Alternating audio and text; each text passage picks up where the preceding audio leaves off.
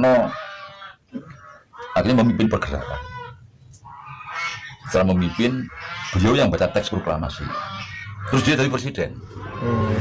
Lah, Ken Arok menyusun sendiri konsep perjuangannya itu. Harus membunuh Bu Gandring, harus membuat keris Bu Gandring, harus pendekatan buruh dengan MDDes, harus begitu. Jadi dia lengah satu detik aja gagal, Ken Arok. Dia sendiri yang melaksanakan sebenarnya. Dan dia jadi raja.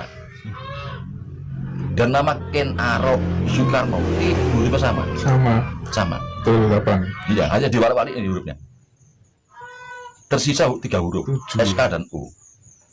Tersisa 3 huruf. Ken Arok Soekarno. Ini hurufnya diwalik-walik aja. Oh, iya, Pak. Iya, diwalik-walik. Tersisa 3 huruf. Jadi kalau dimulai dari Empu Sendok ya, sampai nama-nama raja di Sungosari sampai sekarang yang sama cuma 2 orang ini. Ken dan Soekarno yang sama itu. Dan lahirnya di tempat yang sama, matinya dikubur di tempat yang sama.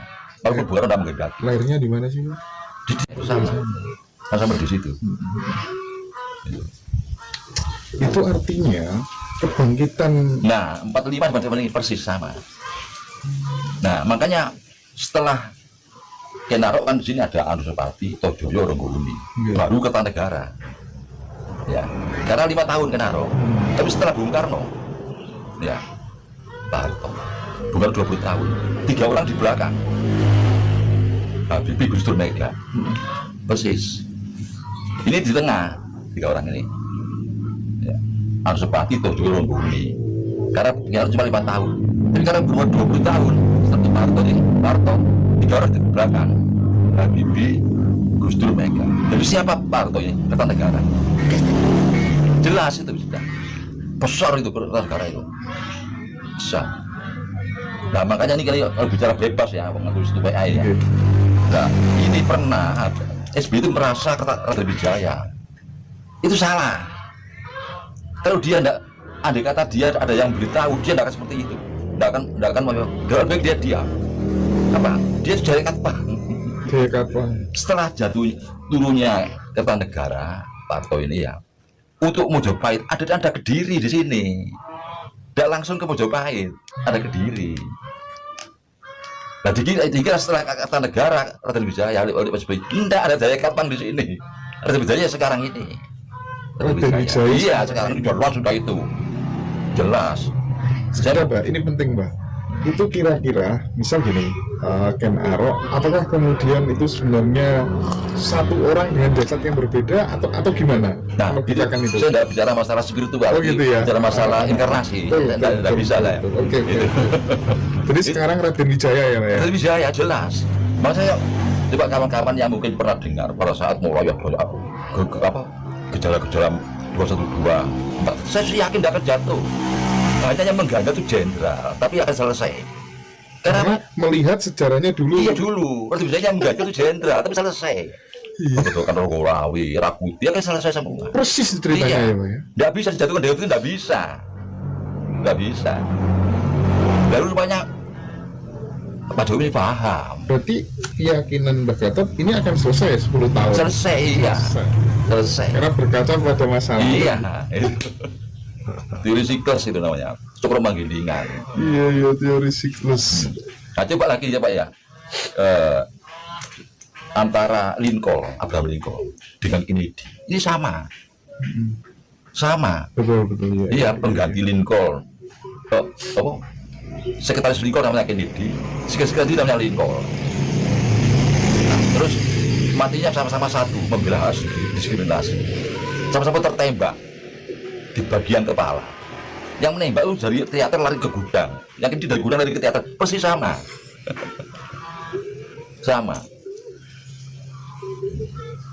Dan yang menembak mati sebelum disidang, itu sama semua. Jadi ini berarti sama ini. Nah makanya ini dulu ada ya ahli ekonomi dari Amerika, tapi dia itu berdarah India. Dia ceramah di Surabaya tentang meramal ekonomi Amerika akan datang. Dia ekonomnya. Tahun sekian akan terjadi. Nah ini dasarnya ini. Jadi setelah Lincoln ini bagaimana kejadiannya sekian tahun. Setelah ini, ini persis terjadi.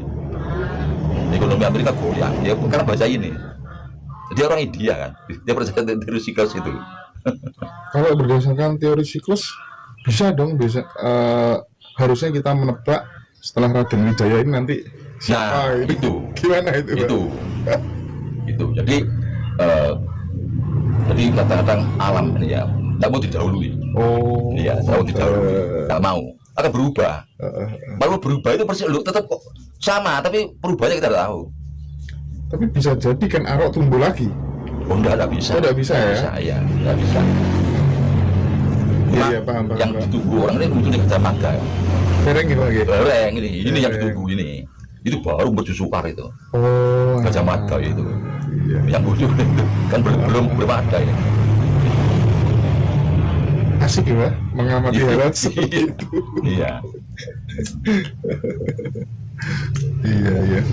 Oh iya, apa sih sebenarnya istimewanya Ruwat Sumber Jolotundo yang jenengan tulis di salah satu buku yang lain, Mbak, kira-kira? Tentang selain tentang itu merupakan satu peringatan hari ulang tahun ya berdirinya desa. Berdirinya apa? Desa. Desa. Ya kan ruas kalau sumber ya mulai berfungsinya sumber peringatan tahunan itu. Di situ kan juga ada nilai-nilai yang perlu kita gali dari tumpeng, dari sesaji, apa itu kan di situ Kubur Rampi itu kan dibaca oleh yang ujubno itu bahwa ini maknanya ini. Nah itu pelajaran. Yang Jawa nyebut apa? Buku teles. Kitab teles. Ya, kitab teles. Kalau ini Mbak, kembali ke Mojopahit ini masih banyak teman-teman yang ini pertanyaan kemarin. Mojopahit itu dulu sebenarnya letaknya di mana sih Mbak, kerajaannya? Ya kita ngikuti kesepakatan sejarawan Trowulan ya. Trowulan dari keraton Maharajanya di Trowulan. Di Trowulan. Iya. Dan kesepakatan sejarawan dengan penelitian yang sekian lama itu kan akhirnya mematok Trowulan. Iya. Terus kemudian benda-benda warisan, harta-harta Mojopahit itu sampai sekarang kira-kira masih ada nggak? Nah gini, jadi kalau lihat sejarah jatuhnya Mojopahit sampai perang Suropati, banyak harta-harta yang punya nilai. Perang Suropati itu? Iya, itu hilangnya kekayaan kita kalau Mojopahit, hilangnya pertama perang Suropati itu ketahuan di mana disimpan, kita simpan terus diambil dibawa ke Eropa. Eropa itu siapa Pak? Belanda? Terutama Inggris ya, Belanda, Perancis. Waktu itu kan imperiumnya itu kan Inggris, kekuatan di Inggris itu kuat. Jadi banyak dibawa ke sana, ditandai dengan adanya pameran raya tahun 1851 di London, memamerkan hasil-hasil ini apa, merubah manual menjadi mesin dan sebagainya itu di Inggris itu bisa dari mana, ilmu dari mana. Nah, ini Inggris, Belanda, Jepang, Prancis, termasuk penjajah semua ya, Prancis ini. Ya kalau kita bicara secara ya netral dengan memaklumi, ya karena mereka terpaksa kan, karena sudah kehabisan segala-galanya, termasuk pangan kehabisan. Akhirnya ya harus mereka ingin bertahan hidup dengan segala cara. Iya. Mungkin sekarang juga sama barangkali yang dilakukan oleh negara-negara besar itu, Amerika dan lain sebagainya, dengan teknik penjajahan yang lebih halus barangkali. Iya. Karena memang sumber daya alamnya yang tidak sebegitu megah di negara kita ya, Pak. Iya. Apalagi sekarang kalau saya tidak banyak mengikuti ya tentang tambang pengganti bahan bakar atau energi yang terbarukan itu sudah sangat rumit kalau saya tidak mampu mengikuti seperti itu. Tapi katanya memang di sini gudangnya ya. Energi yang diperbarukan. Sampai sampai di usia saat ini, usia berapa tahun Mbak Kata? 75. 75 tahun ini kira-kira berapa buku yang Mbak Kata tulis? Ya enggak banyak ya, cuma berapa, paling ya 20-an. Terus saya dulu senang nulis tahun-tahun 87, 88, 89 di Jawa Pos artikel itu. Oh gitu. Terus gara-gara istri saya meninggal, saya mandek sudah sekian tahun, nulis lagi sudah ada terima. Tahu cirinya, saya tahu. Tahu ciri Jawa Pos menerima artikelnya bagaimana, saya tahu ciri, saya ikuti dari bahasa kan. Campuran bahasa asing, itu ditolei. Tapi di sebagian buku saya sering melihat judul-judul ada Sidoarjo, Kota Sungai Kuno dan lain sebagainya. Apa istimewanya Kota Sidoarjo dilihat dari kacamata sejarah? Satu ya pembentukan, jadi terbentuknya Lembah Hilus Duta Berantas itu unik. Bahkan mungkin Nusantara tidak ada terbentuknya daratan Lembah Hilus Duta Berantas ini unik memang. Tadinya kan semacam teluk. Sungai Berantas itu sangat besar sekali. Nah, akhirnya teluk ini lama-lama akan mengendap. Nah, mungkin Jawa dan Madura ini masih sambung. Nah, si aliran Sungai Berantas ini membentuk teluk sampai akhirnya menjadi Selat Madura ini. Dari Selat Madura, terus dihantam oleh laut, dari Laut Banda, Laut Aru, akhirnya jebol ini antara Surabaya, Madura ini. Terbentuk. Itu unik. Nah, akhirnya tempat ini tempat yang subur.